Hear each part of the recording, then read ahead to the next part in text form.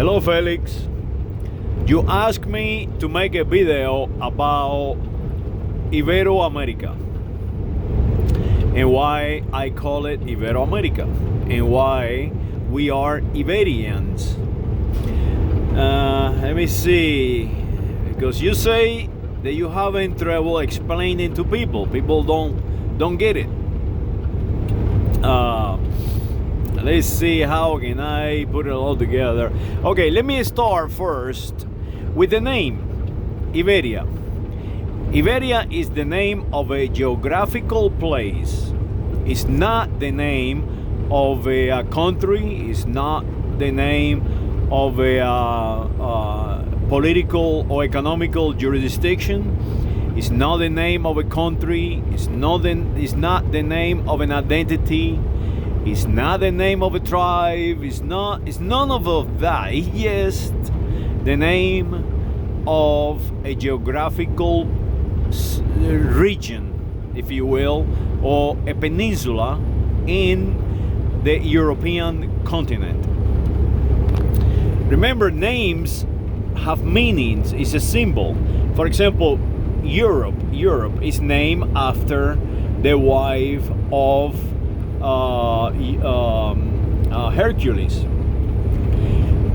So all these names have meanings, and Iberia is one of them. We don't know for sure, but we have two Iberians, and in my opinion, it should mean the end of something, the end of a place or a geographical place, because we have one on the west side of Europe and one on the east side of Europe.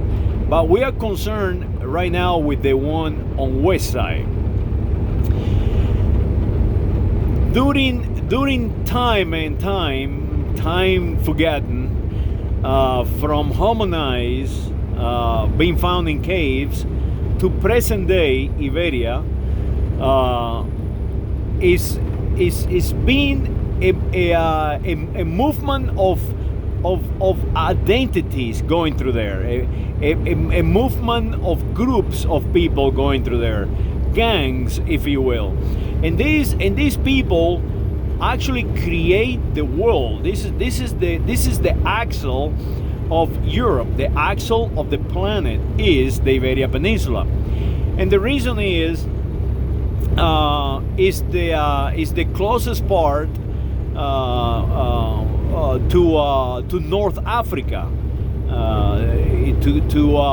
To get into Europe, other than crossing into the Iberian Peninsula to Spain, you have to go all the way around, like around Egypt and Israel and Turkey. I mean, you really have to go around the entire Mediterranean.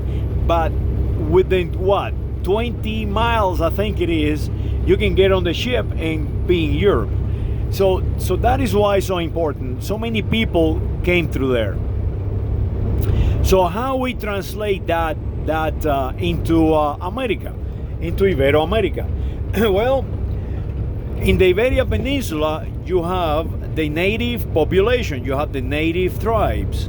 And these native tribes, they've been there for forever, but because the geographical place, many other tribes have arrived into it. And that is how we get the names confused. We get the names confused in between nationalities, in between kingdoms, in between ethnicity, in between geographical and political jurisdiction or economical jurisdictions. So, for example, the Romans come in and they name their political jurisdiction, economical and political jurisdiction, Hispania. But remember, Hispania is in the Iberian Peninsula. The Greeks, the Phoenicians, the Cartagineses, the Gauls, the Celtos, the Saxons, and finally the Visigoths. Everyone came in, the Moros, everyone comes into the peninsula, and they change their name of the political and economical jurisdiction, but the geography maintain its name, the Iberia Peninsula. And that is why we should utilize that name, the geographical name, as a uniting symbol of all peoples that came through that peninsula. They make that peninsula home. These people, they made the peninsula home, the Iberia Peninsula home. They expanded, they went out, and they took control of Europe. They took control of the Italic Peninsula. They took control of Germany, and they created new countries, new ethnicity, new identities. But they are the same Iberians. Now they in 1492, after they created a brand new jurisdiction called Spain by Isabel Trastamara and Ferdinando, they expanded into a new world that we call Ibero America. And that is the correct name, Ibero America. So now, time goes by, and we have the Ibero Americans creating a new identity of Ibero Americans. That means all the tribes in the Iberia Peninsula, from the Catalans, the Aragonese, the Gallegos, the Andalus, everyone came down here, and they spoke Castilian. They transferred that culture into Ibero America, and that is what we have today. Today there is no difference in between Canada, the United States of America, the United States of Mexico, the Republic of the United States of Brazil, Argentina, Colombia, and so on. They're all Ibero Americans, because all these people were united in that geography. They came from that geography, and that is the reason the United States was formed by Ibero Americans. And Iberians in Europe, they're everywhere. The Italians are Iberians. The Italians are Iberians. The Germans are Iberians.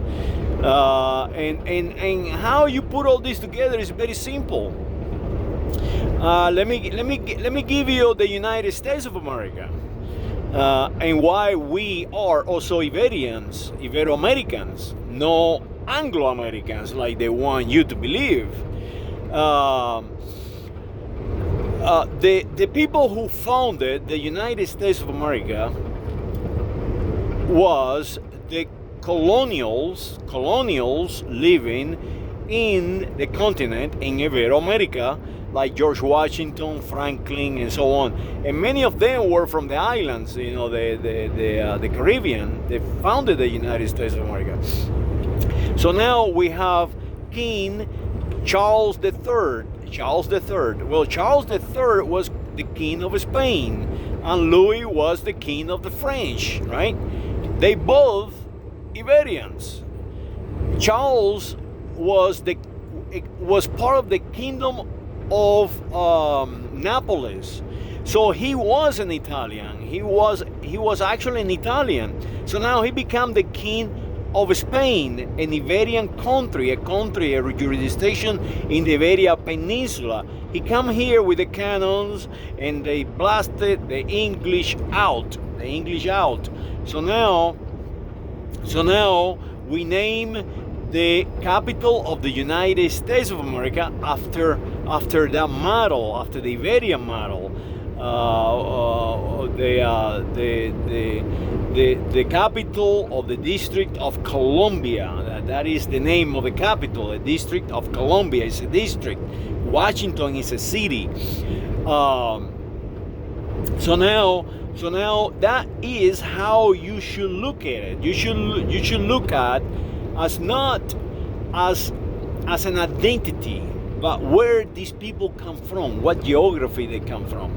So now, what is happening today, and it's so difficult to explain to people what is an Iberian and why you are an Ibero American, is because they are the new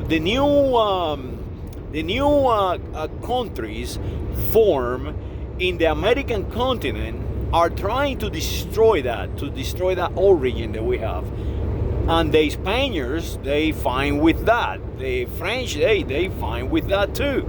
And the reason is that the population of the American continent has grown to such a level they can easily drown the political jurisdictions in the Iberian Peninsula. For example, there is more people living in Brazil than living in Portugal, speaking the same language. There is more people living in Ibero America, speaking the Castilian language, than is in Spain, and so on. So that means that they can get drowned by the culture that they created. And the culture that they created is changing, is moving. So they has no problem repudiating the origin. They don't want you to be Iberians. They don't want you to see yourself as an Iberian. So they call you something else. They call you Latin, and they call you Hispanicals, and they call you all these crazy things. And they call you Americans in the United States of America. So that is the best way to explain it, is the being an Iberian is where your grandmama and grandfather is from. Being an Iberian is where your language comes from. No matter if it's French or Catalan, no matter if it's Castilian or Portuguese. And that is the key, is the name of a geography that you belong to. And if your name is William, you too are an Iberian. And the reason is the first king named William was the son of Caterina from the Iberian Peninsula. So if you start really digging, if you start really paying attention to the reality, it's pretty much entire European nations are at one time or another touched or molded by the Iberians, including let's say one good example that I like to live is let's say Hitler. Adolf Hitler. Adolf Hitler, he had this identity problem, and that is what happened in World War II, in my opinion. That he was trying to create his own identity, trying to mold himself. He was actually from Austria. He was not a German. And the true Germans were actually from the Iberian Peninsula, the Austro-Hungarian Empire, the Habsburg. So if you see, it's just a geographical place. It's not an identity. If you're a German from Países Bajos, you too are part of that geographical place. Your parents at one point or another were born in the peninsula, on the Iberian Peninsula. The same is the Greeks and pretty much all Europeans and Ibero America. Well, saludos. Hopefully this helped. I'm not eloquent and I cannot put all this together because sometimes I have I'm confused myself, if you will, with all these terms, and I wish I have more knowledge and time to learn. But what I am saying is correct. go and check and get familiar with something that we had to promote and grow. And of course, the Spaniards, they do not want that to happen. But I think we as Ibero Americans should emphasize it, should make it grow, and that is called the Ibero American Organization. The Ibero American Organization. Go and check it out. Become part of that Ibero American Organization that today is led by King Felix VI, and I think it's an opportunity that King Felix has, and unite all the Iberians and help the United States of America go back to its roots, and protect the United States of America that they created, that they themselves created. So that organization must be protected. The Ibero American Organization. Go and check it out and support it. Saludos.